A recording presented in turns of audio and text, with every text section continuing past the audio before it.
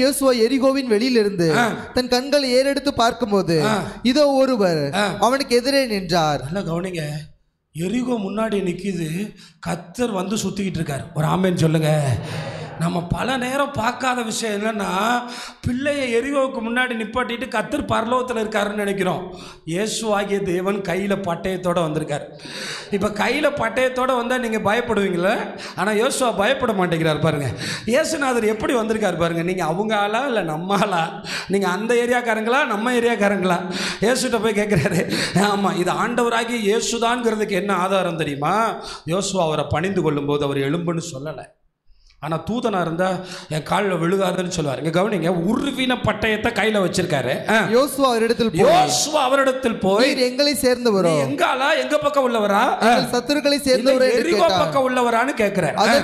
அதற்கு அவர் அல்ல அல்ல, நான் கர்த்தருடைய சேனையின் அதிபதியாய், கர்த்தருடைய சேனையின் தலைவனா இப்பொழுது யோசுவா சொல்லுவாரு, மோசே சொல்லுவாரு, கர்த்தர் ஒரு தூதனை அனுப்புவார், அவர் உனக்கு முன்னே போவார், அவர் பாதையை செவ்வாய் பண்ணுவார், அவர் ஆண்டவர் இயேசு. நிறைய பேர் நினைக்கிறாங்க இயேசு 2000 வருஷத்துக்கு முன்னாடி பெத்லகேம்ல பிறந்தார். அதுக்கு முன்னாடி ஆபிரகாமோட சாப்பிட்டிருக்காரு, யோசுவாவோட நடந்திருக்காரு, மனாவோட பேசியிருக்காரு. அவர் பழைய ஏற்பாட்டில் பல இடங்களிலே வந்து தன்னுடைய வல்லமையை வெளிப்படுத்தி இருக்கிறார். அப்படி வருகிறார், சேனையின் அதிபதியாய் நான் வந்து உங்களுக்காய் நிற்கிறேன். எனக்கு முன்னாடி எரிகோ நிற்கிறதுக்கு முன்னாடி அதுக்கு முன்ன கர்த்தர் நிற்கிறார். அல்லேலூயா. என் பிரச்சனைக்கு முன்னாக என் தேவன் உலாவிக் கொண்டிருக்கார். கைகளை தட்டி கர்த்தரை மகிமைப்படுத்துங்க. அந்த பெரிய எரிகோவை பார்க்கிறதுக்கு முன்னாடி உன் பக்கத்தில் செயலாற்றுகிற ஆண்டவரை பார். அதனாலதான் பிரச்சனை பார்க்கறதுக்கு முன்னாடி குட்டி வாண்டு தம்பி அப்பா கூட்டிட்டு போங்க, பெரிய எருமை மாடு வந்தாலும் இப்படி நெஞ்ச தூக்கி நிற்பான். கேட்டா கை யார் கையில பிடிச்சிருக்கான்? அப்பா கையில. அப்பா கையை பிடிச்சிருக்கும் போது எருமை மாடு இல்லை, சிங்கம் வந்தாலும் எனக்கு பயம் இல்லை. அப்பா பக்கத்தில் நின்று பிரச்சனையை பார்த்தா எரிகோ உடஞ்சுவோம் கீழே கிடக்கும். நீ எரிகோவை மட்டுமே டெய்லி பேசுறிய, எரிகோவை உடைத்த தேவனை குறித்து பேசுகிறவர்கள் உண்டோ? இங்க பாருங்க, யோசுவா தரையிலே முகங்குப்புற விழுந்து பணிந்து அவரை நோக்கி என் ஆண்டவர், பாத்தீங்களா வார்த்தையை கவனிங்க, என் ஆண்டவர் தமது அடியனுக்கு சொல்லுகிறது என்னவென்று கேட்டான். மூணாவது, நம்ம வாழ்க்கையில பிரச்சனை வரும்போது இதைத்தான் ஆண்டவர்கிட்ட கேட்கணும். இவ்வளவு தேவையோட நிக்கிறேனே, இவ்வளவு பிரச்சனையோட நிக்கிறேனே, உமது அடியனுக்கு என்ன சொல்றீங்க? ஒன்றும் சொல்லலப்பா. 6 நாள் அந்த மதிலை சுற்று, 7வது நாள் 7 தடவை சுற்று, 7வது தடவை சுற்றும் போது பாட்டு பாடு, எல்லாம் உடஞ்சி கீழே விழுந்துடா. கைதட்டி கர்த்தரை மகிமைப்படுத்துங்க. அல்லேலூயா. ஆமாம், 7வது நாள் கொஞ்சம் சீக்கிரமாக எந்திரிக்கணும். ஏன்னா 7 தடவை சுற்றணும். முதல் நாள் 1 தடவை தான், 2வது நாள் 2 தடவை தான், ஒரு தடவை தான், 3வது நாள் 1 தடவை தான். நம்ம ஆண்டவருடைய பிளானிங் ரொம்ப நல்லா இருக்கும். என்ன தெரியுமா? ஒரு வேலைக்கு போங்க, இப்போ கூட தம்பி ஒருத்தர் வேலைக்கு போயிருக்கான். ஃபோன் பண்ண, வேலை எப்படிடா இருக்குது? அண்ணே ரொம்ப கஷ்டமாக இருக்குண்ணே. நான் சொன்னேன், கொஞ்சம் பொறுத்துக்க, முதல் நாள் அப்படி தான் இருக்கும், 7வது நாள் சரியாக போயிடும். எவ்வளோடா சம்பளம்? சம்பளம்னா பரவாயில்லண்ணே, ஆனால் வேலை ரொம்ப ஹெவியாக இருக்குண்ணே. கொஞ்சம் போடுறா. முதல் நாள் அப்படி தாண்டா இருக்கும், 2வது நாள் கொஞ்சம் கால் வலிக்கும்டா, 3வது நாள் கொஞ்சம் சரியாகும்டா, 4வது நாள் கொஞ்சம் சரியா, 7வது நாள் உடஞ்சி விழுந்துரும்பா. அல்லேலூயா. ஆமாம், ஒரு பாஸ்டர் இப்படி தான் சொன்னாரா, வீட்டில் ரொம்ப பிரச்சனையாக இருக்குது, நான் ஆண்டவர்கிட்ட வரவே முடியாது, என்ன செய்கிறதுனே தெரில.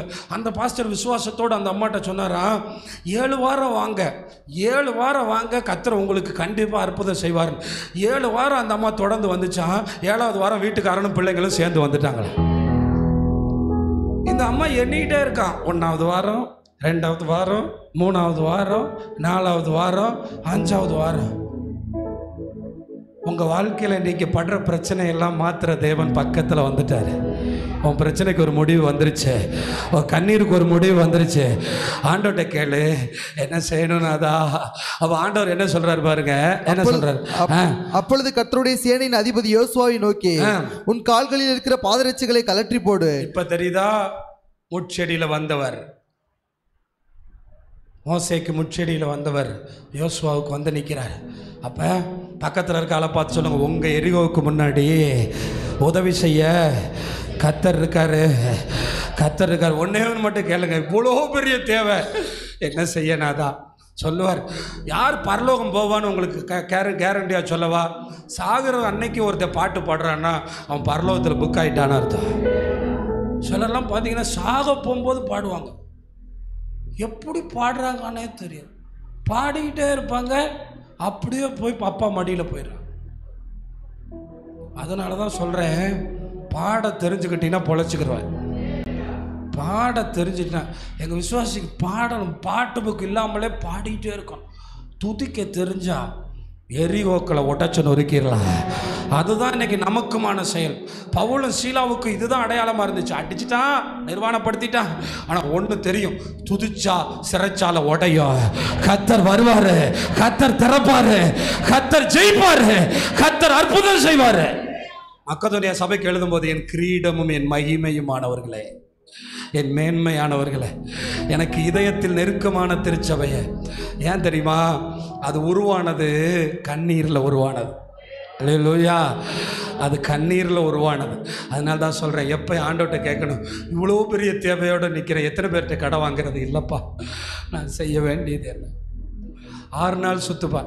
எனக்கு இதில் ரொம்ப பிடிச்ச ஒரு கேட்டகரி என்ன தெரியுமா? 10ஆம் வசனத்தை பாருங்க, 6ஆம் வசனத்தை பாருங்க.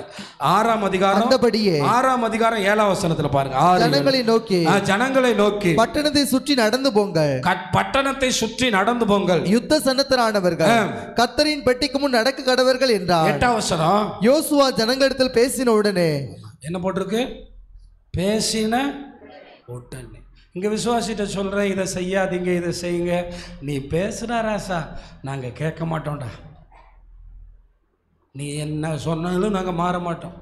பேசின உடனே. சத்தமாக சொல்லுங்கள் எல்லாரும், பேசின. ஏன்னா யோசுவாவுக்கு தான் பிளான் தெரியும். அவன் பேசின உடனே இவங்க நடக்க ஆரம்பிச்சிட்டாங்க. ரெடியாக இருந்திருப்பான் போலையா. பேசின உடனே எடுத்துட்டு சுற்ற ஆரம்பிச்சிட்டாடே. பிளானிங் எதுவும் தேவையில்லை, கர்த்தர் சொல்லிட்டார், சுத்துறா. பேசின உடனே பாவத்தை விட்டுறார், பேசின உடனே பரிசுத்தமாயிறார்.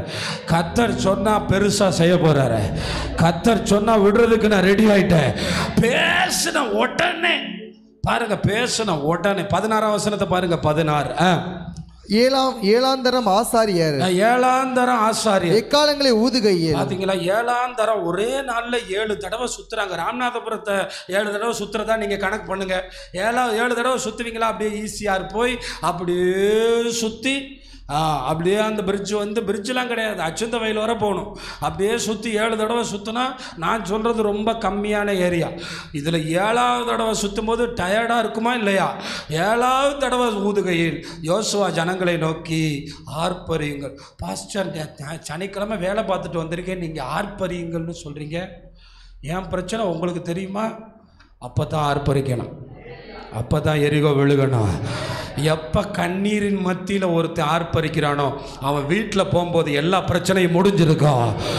எப்போ நெருக்கத்தின் மத்தியில் வாயை திறந்து இயேசுவே நீர் நல்லவர்னு சொல்கிறானோ அப்போ தான் கர்த்தர் அற்புதம் செய்கிறாரு.